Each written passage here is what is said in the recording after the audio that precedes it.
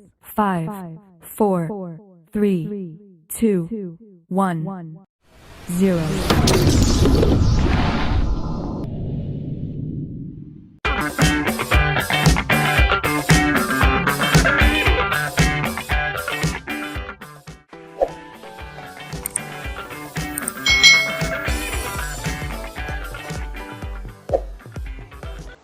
Halo adik-adik semuanya, selamat datang di channel YouTube Kak Citra. Hari ini kita akan belajar bersama-sama untuk mata pelajaran tematik kelas 4. Kita belajar di tema 2, selalu berhemat energi, subtema 3, energi alternatif, pembelajaran yang pertama. Mari adik-adik kita belajar dengan penuh semangat. Bagaimana jika energi yang kita gunakan sudah habis? Adakah energi penggantinya? Adik-adik, pada pembelajaran subtema sebelumnya, kita sudah belajar bagaimana menghemat energi. Tetapi karena energi itu selalu digunakan, bisa saja energi yang kita gunakan itu habis. Lalu, adakah energi penggantinya? Mari kita pelajari bersama. Sumber energi yang berasal dari minyak bumi dan gas merupakan sumber energi yang tidak dapat diperbarui. Sumber energi ini memiliki ketersediaan yang terbatas dan suatu saat akan habis adik-adik.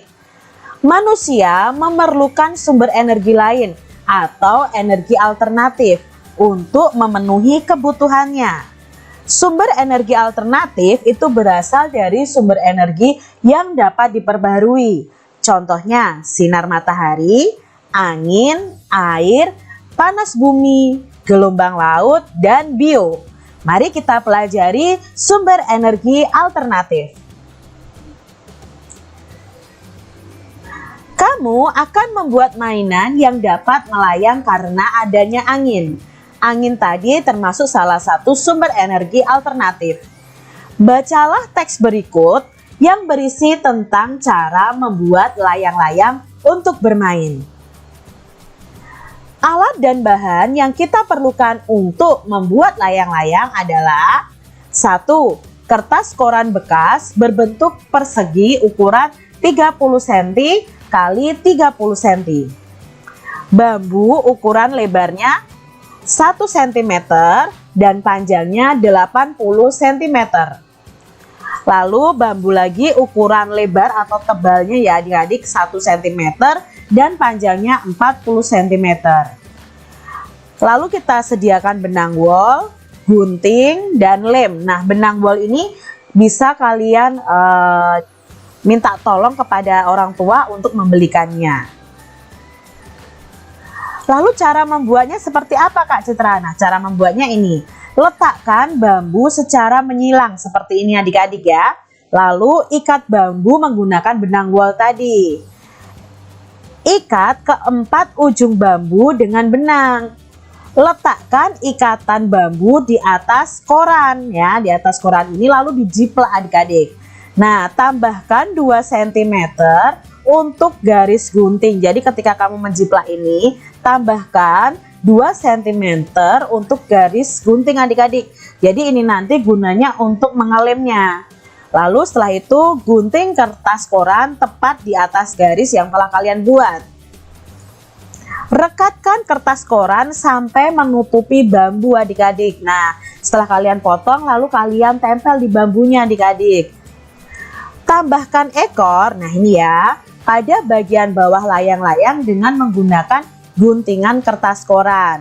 Buat lubang di tengah layang-layangnya ya adik-adik ya, yaitu dekat dengan penyilangan bambu. Nah, ini kita lubangi, lalu masukkan benang dan ikat ke titik persilangan.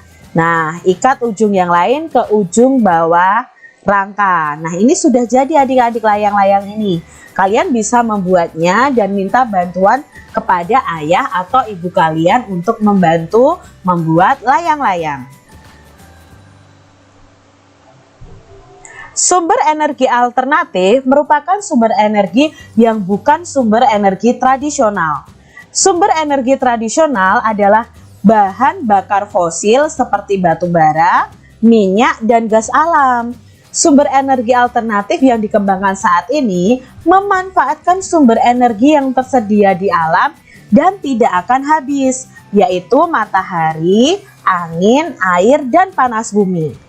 Sumber energi alternatif yang pertama adalah matahari. Matahari merupakan sumber energi utama di bumi.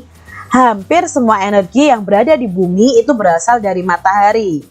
Energi panas yang dihasilkan dapat digunakan untuk memanaskan ruangan, memanaskan air, dan keperluan lainnya. Dan saat ini adik-adik sudah dikembangkan bahwa dengan panas matahari ini bisa menghasilkan energi listrik dengan panel atau sel surya. Sumber alternatif yang berikutnya adik-adik adalah angin. Angin adalah gerakan udara di permukaan bumi yang terjadi karena tekanan udara. Angin telah dimanfaatkan sejak dulu adik-adik sebagai sumber energi pada perahu layar dan kincir angin tradisional. Nah, saat ini angin sendiri juga dimanfaatkan untuk pembangkit listrik tenaga angin adik-adik. Jadi ada kincir angin yang menggerakkan generator. Itu termasuk sumber energi alternatif. Sumber energi alternatif yang ketiga adalah air. Air yang deras merupakan sumber energi gerak. Energi itu bisa dimanfaatkan sebagai pembangkit tenaga listrik. Oleh karena itu, di PLTA atau pembangkit listrik tenaga air dibuat bendungan air di tempat yang tinggi. Air yang di bendung tersebut kemudian dialirkan menurun sehingga akan mengalir seperti air terjun yang deras. Nah, nanti akan menggerakkan generator juga dan menghasilkan energi listrik. Energi yang keempat adalah panas bumi adik-adik. Jadi energi panas bumi atau energi geotermal merupakan energi yang berasal dari panas yang disimpan di bawah permukaan bumi. Pusat bumi berbentuk dari lapisan batuan yang sangat panas. Hal itu menunjukkan bahwa bumi merupakan sumber energi panas yang sangat besar. Energi alternatif yang kelima adalah gelombang air laut. Nah, gelombang air laut ini saat memecah di pantai itu menghasilkan banyak energi. Nah, energi gelombang air laut ini bisa diubah menjadi energi listrik. Sumber energi alternatif yang terakhir adalah bahan bakar bio. Nah, bahan bakar bio merupakan bahan bakar yang berasal dari makhluk hidup, baik hewan maupun tumbuhan. Bahan bakar bio yang berasal dari tumbuhan diantaranya adalah tumbuhan berbiji yang mengandung minyak, seperti bunga matahari, jarak, kelapa sawit, kacang tanah, dan kedelai. Jadi ini menjadi bahan bakar bio adik-adik. Bahan bakar tersebut dikenal dengan biodiesel karena berasal dari tumbuhan yang berbiji. Nah, biodiesel dapat digunakan untuk menggantikan solar. Solar itu kan salah satu bahan bakar kendaraan adik-adik. Nah, ternyata itu bisa digantikan dengan minyak dari tumbuhan berbiji.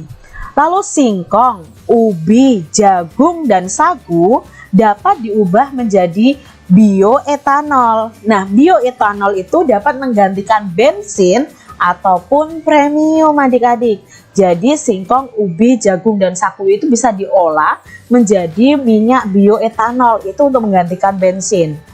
Bahan bakar bio juga dapat berasal dari kotoran hewan. Bahan bakar tersebut dikenal sebagai biogas. Jadi kotoran hewan yang dimasukkan ke dalam ruangan bawah tanah atau ke dalam lubang. Selain itu, bahan bakar ini dapat juga dimanfaatkan untuk bahan bakar kendaraan bermotor. Nah, itu tadi salah satu sumber energi alternatif bahan bakar bio. Buatlah peta pikiran tentang energi alternatif dan ceritakan hasilnya kepada teman kalian. Nah, kalian bisa membuat peta pikiran tentang energi alternatif tadi adik-adik. Kak Citra punya contoh di sini peta pemikiran tentang sumber energi alternatif. Yang pertama tadi matahari. Nah, Kak Citra bisa tuliskan di sini. Matahari merupakan sumber energi utama di bumi.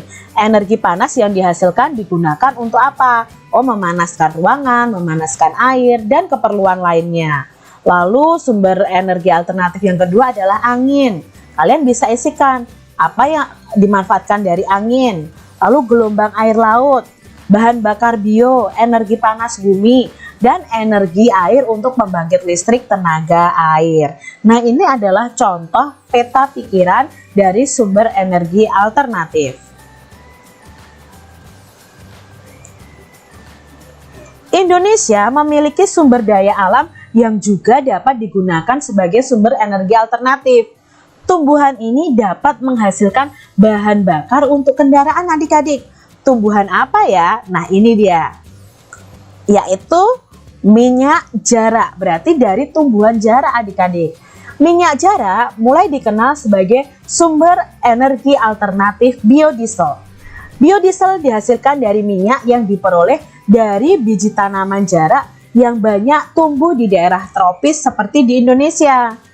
Minyak jara dari biji tanaman pagar ini mempunyai potensi untuk dikembangkan sebagai tanaman penghasil minyak pengganti bahan bakar minyak bumi karena memiliki beberapa keunggulan. Salah satu keunggulan dari minyak jara adalah tanaman ini mudah dibudidayakan sehingga dapat menjamin ketersediaan bahan mentahnya. Proses pengolahannya pun cukup sederhana, sehingga mudah dilakukan oleh masyarakat umum. Tapi memerlukan teknologi yang tinggi adik-adik, sehingga biaya investasinya terbilang murah. Minyak jara juga dimanfaatkan untuk minyak rambut dan minyak pijat. Kemasan minyak jara dibuat lebih praktis, sehingga memudahkan penggunanya. Minyak jara dapat ditemui di pasar-pasar modern atau di warung. Pemanfaatan minyak jara ini telah memberikan kesempatan yang baik dalam bidang pekerjaan. Saat penanaman pohon jara sampai panen, itu dibutuhkan tenaga adik-adik. Begitu pula saat tanaman diolah menjadi minyak, tentunya membutuhkan para ahli untuk membuatnya. Belum lagi untuk kemasannya yang menarik. Pasti diperlukan juga tangan-tangan yang terampil untuk mengemasnya. Jadi pemanfaatan minyak jara yang banyak selain berdampak positif, tentunya juga memberikan dampak yang kurang menguntungkan bagi masyarakat adik-adik. Nah, ternyata manfaat minyak jara itu banyak dampak positifnya, tapi juga ada mungkin dampak negatifnya bagi masyarakat ya. Masyarakat mungkin akan apa? Membabat habis ya tumbuhan-tumbuhan jara, lalu mengolahnya sesuka hatinya, bisa jadi seperti itu kekurangannya. Tapi di sini ternyata minyak jara ini banyak sekali manfaatnya.